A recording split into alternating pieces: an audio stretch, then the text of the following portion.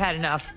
Clapping for herself. That last part was on brand. Why would you do that? That's not necessary. Imagine grinding for months on your big comeback, planning every photo, every headline, every move, and the only thing people remember is that you got announced like royalty in someone's living room.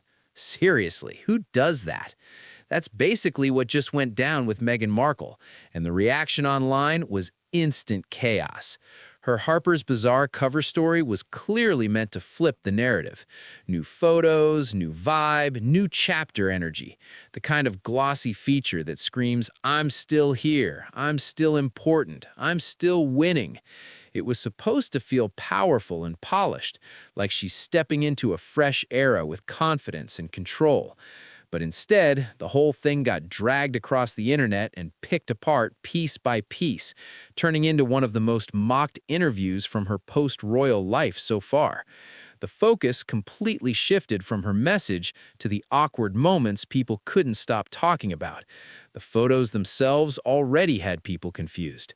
Meghan was posed in heavy, dramatic setups, sitting on the floor, hugging herself, staring into the camera with this distant look, wrapped in oversized coats like she was starring in some intense art house. That in their cover feature, they actually screw you over in such dramatic fashion that you may end up being stripped of your royal title. The styling wasn't bright or empowering. It felt tense, almost forced, like someone trying super hard to look deep and emotional, but missing the mark just enough for people to notice. And that's where the energy started to feel off. Instead of coming across natural or confident, the mood looked overplanned, almost stiff, like every pose had been analyzed 10 times before the camera even clicked. Viewers weren't connecting with it emotionally, and once that happens, the internet starts asking questions fast. Then came the writing, and that's where things really took a turn. The journalist described Meghan in language that sounded almost ceremonial, like she was still operating inside some royal spotlight instead of just having lunch in New York. Every detail was framed like symbolism. Every quote felt elevated, almost theatrical. It read less like a casual interview and more like a movie script trying to build a larger-than-life character. And then one tiny moment dropped into the story that changed everything. Halfway through the article, the writer casually mentioned Meghan arriving at a friend's townhouse in New York. Normal setting, normal day, nothing fancy on the surface. But what happened next is what made people pause. As she walked in, the house manager reportedly announced her out loud as Meghan, Duchess of Sussex. Not at a gala, not at a ceremony, not in front of a crowd, just inside a private home with only a few people there. No cameras, no big audience, just a quiet room and a formal introduction that felt wildly out of place. That single detail flipped the entire public reaction. Suddenly, the dramatic photos and poetic descriptions weren't just artistic choices. They became evidence, at least in the eyes of critics, that she still holds tightly to the royal identity she once stepped away from. The contrast felt huge to people watching from the outside. She had stepped back from official duties, talked about wanting independence, moved across the ocean to build a different life. Yet here was this moment that looked to some readers like the old status still mattered a lot. And once that perception landed online, it spread fast. Nobody was debating her projects or the causes she mentioned anymore. The conversation turned into one blunt question repeated everywhere. Who gets announced like that in someone's living room? That detail traveled way further than anything inspirational in the interview ever could. The magazine likely thought they were presenting her as thoughtful, glamorous, and strong. It is really hard with her and her, I would say, lack of brand. It sounds fake. Instead, many readers felt they'd just seen proof that the royal connection was still front and center, whether intentional or not. And perception is everything when you're living in the public eye. Then, the situation escalated even more once Candace Owens noticed the story.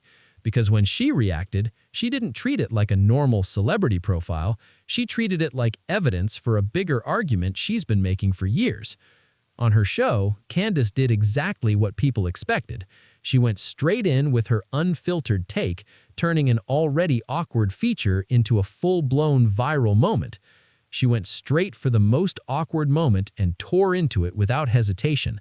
That living room introduction, Meghan, Duchess of Sussex, instantly became her main talking point, and she treated it like undeniable proof that Meghan Markle is still holding on to the royal image long after stepping away from official duties. The argument was blunt and easy to understand. If you said you wanted a normal life, why keep the grand title energy in a private house in New York? No red carpet, no ceremony, no formal event, just a friend's townhouse with a few people inside. Yet the introduction sounded like something out of a palace reception line, and that contrast is what critics latched onto immediately. To them, it wasn't just uncomfortable, it looked performative, like someone trying to keep a certain status alive no matter the setting. Candace Owens also went after the tone of the interview itself. The dramatic photos, the poetic descriptions, the heavy emotional language. She argued that it all felt exaggerated, like a carefully staged sympathy narrative instead of an authentic conversation.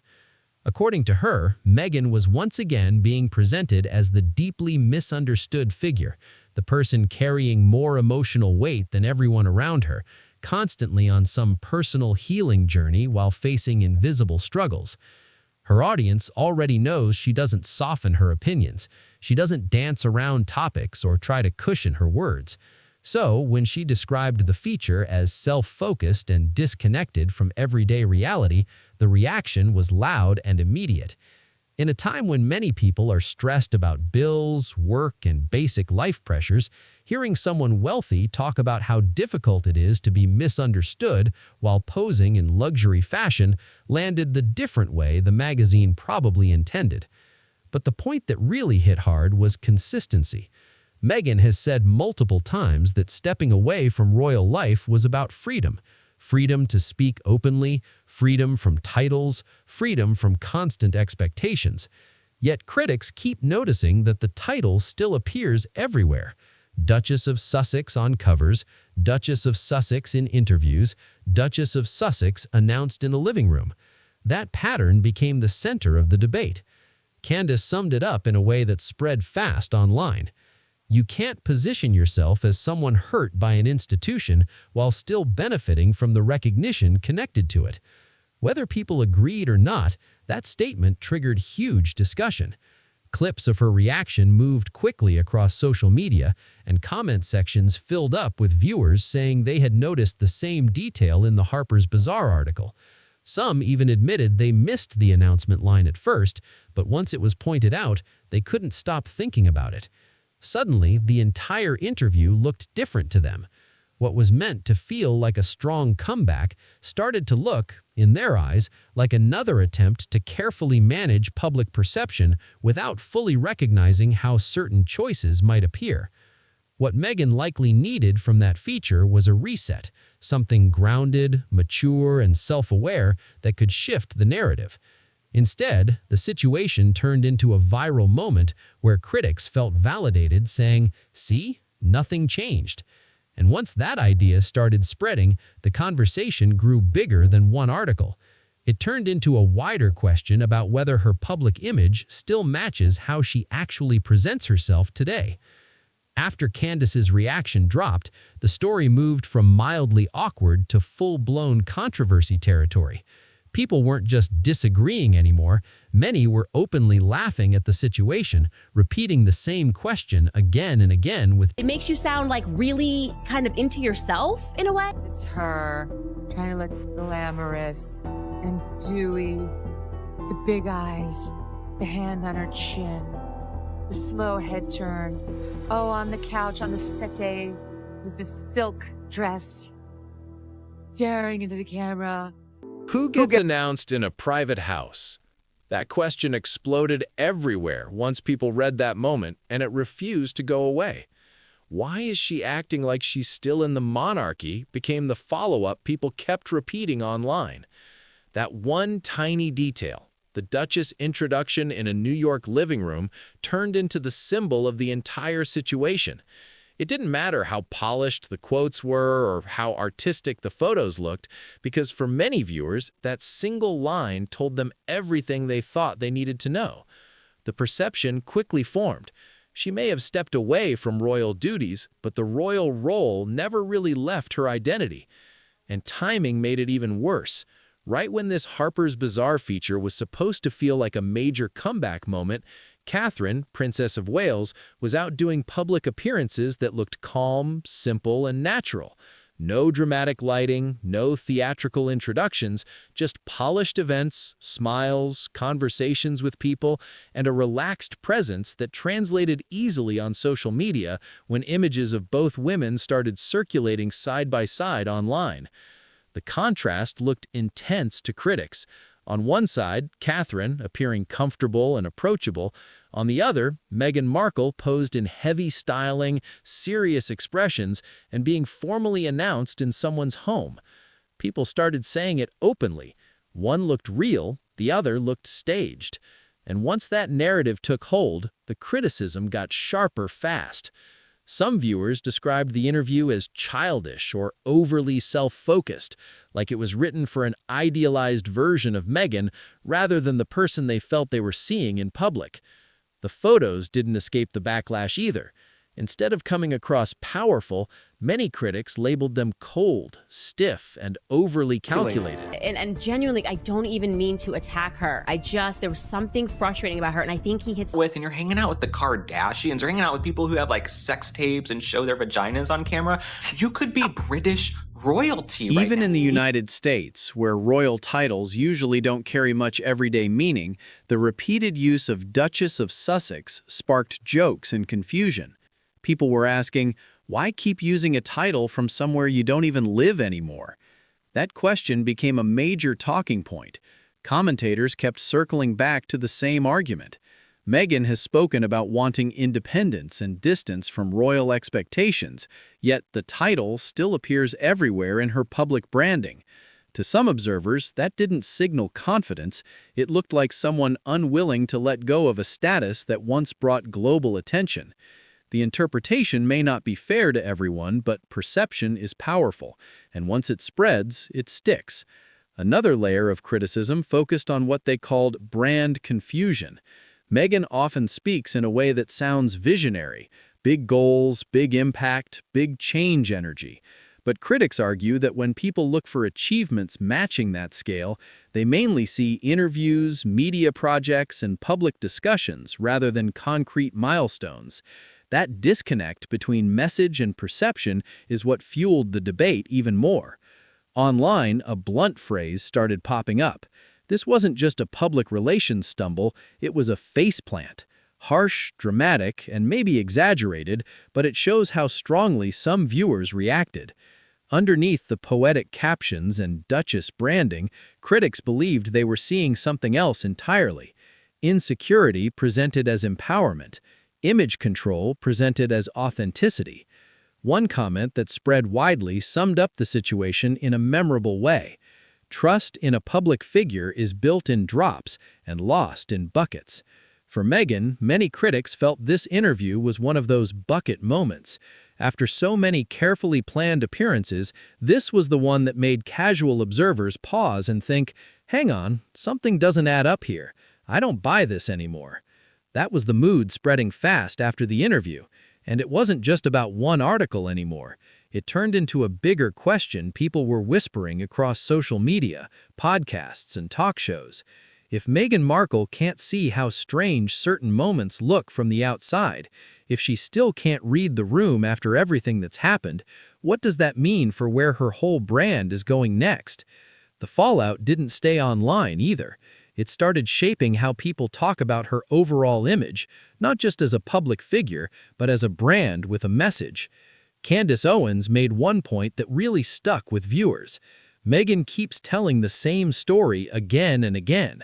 Every project, every podcast, every glossy feature seems to circle back to the same themes: pain, misunderstanding, being silenced, then finally speaking out and finding her voice. At the beginning, people were listening closely. It felt new, emotional, even brave to challenge an old institution and share personal struggles. But by the time the Harper's Bazaar piece came out, many casual followers were feeling worn out. They weren't hearing anything fresh, just the same narrative with new styling, new photos, new lighting, but the same core message underneath. Candace said it in a blunt way that spread online quickly. If every interview focuses on how hurt you are, eventually people stop seeing strength and start seeing someone stuck in the same place. And in entertainment, perception like that matters a lot. Studios, producers, and networks want attention, sure, but they also want personalities who feel current, evolving, and exciting to watch. If your name trends mostly because of controversy, confusion, or another awkward headline, the buzz can shift from exciting to exhausting real fast. That magazine feature was supposed to present Meghan as thoughtful and powerful. Instead, critics started asking, where's the growth? Where's the progress? They looked at the repeated Duchess branding, the moody photos, the emotional speeches about how difficult things have been, and they didn't see evolution, they saw repetition. And repetition is dangerous when you're trying to reintroduce yourself to the public. Another uncomfortable point also came up: audience fatigue. Early on, Meghan had multiple groups supporting her. Royal watchers curious about change, Americans excited by the story, and people who connected with her conversations about identity and mental health. Over time, though, those groups started splitting. Some stayed loyal, but others slowly drifted away, not because they suddenly changed sides, but because they felt like the story wasn't moving forward anymore. Moments like the formal title announcement and heavy self-focus didn't bring new supporters in. They reminded older followers of past controversies. Instead, critics began arguing that she seems more focused on being seen as historically important rather than building achievements that clearly show it. Whether fair or not, that perception gained traction, and perception drives public opinion. And then there's another layer involving Prince Harry. When Meghan faces public criticism, he often gets pulled into the conversation too. The continued use of royal titles doesn't just affect her image, it reconnects him to the same institution he's spoken about wanting distance from. Every headline mentioning Duchess of Sussex reminds audiences that he's still a prince tied to that world, no matter how far away they live. Now, Candace's reaction ended up simplifying the whole situation into one sharp picture. Two people who stepped away from royal life but can't seem to fully escape the identity that came with it. But she can't stop acting like she's still on the palace balcony. Fair or not, that's exactly how it landed with the public. And that's why the Harper's Bazaar interview became such a big deal. It wasn't just a feature that missed the mark, it was the moment when the gap between Meghan Markle's words and actions became so obvious that even casual viewers could see it and laugh. From there, the question isn't just why did this interview flop, it's what happens to her entire brand if this keeps happening. Because this wasn't a minor slip-up, it was a warning. That feature showed something Meghan probably didn't intend to reveal. She still thinks like a duchess, even in a world that's moved on. That tiny line about being announced in someone's house echoed louder than any of her carefully crafted quotes. People didn't walk away thinking, wow, she's powerful and inspiring. They walked away thinking she actually had someone announce her like that in a living room. And Candace Owens didn't invent that reaction, she just pointed it out.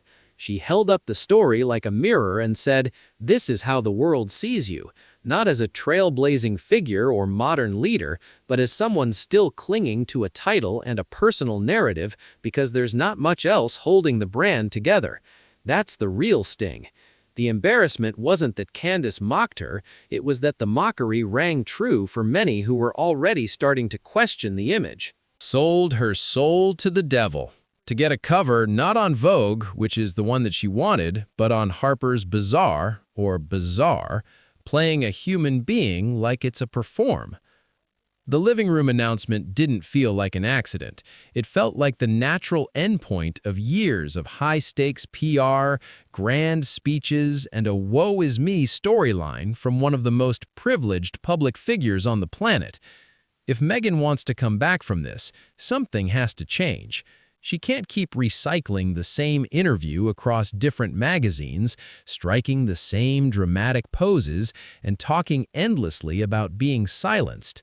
With her name on every cover, podcast, and streaming feature, she can't keep leaning on the Duchess title while insisting she's free from the monarchy. That circle just doesn't add up anymore. People see it, they notice it, and they call out the hypocrisy. What would actually work? Real work, real achievements, a real shift in tone. Imagine a stripped-down, low-key profile. No Duchess announcement, no dramatic staging, just clear answers, concrete projects, and measurable accomplishments. Imagine letting actions speak louder than words for once. Ironically, that's what Candace was pointing out under all the sarcasm. You can't build a public image entirely on being the main character in your own trauma story. At some point, you have to step out of that spotlight and prove you're more than the title printed under your name. Right now, though, Meghan seems stuck. Every time she tries to control the narrative, she wraps it around herself like a rope. Every effort at dignity or authority ends with another meme, another eye roll, another viral clip of someone like Candace tearing the moment apart, and millions quietly nodding along. The Harper's Bazaar interview could have been the reset she needed. Instead, it became a turning point, the moment many viewers stopped giving her the benefit of the doubt. And from now on, every introduction using that Duchess title will bring back memories of that living room scene, the laughter, the dragging, and the critique. People won't just remember Meghan, Duchess of Sussex. They'll remember the woman who wanted so badly to be treated like royalty that she forgot how ordinary people actually see her now. If you watch this and have thoughts, drop them in the comments below. If this breakdown made you see things differently, hit subscribe and stay locked in for more deep dives like this.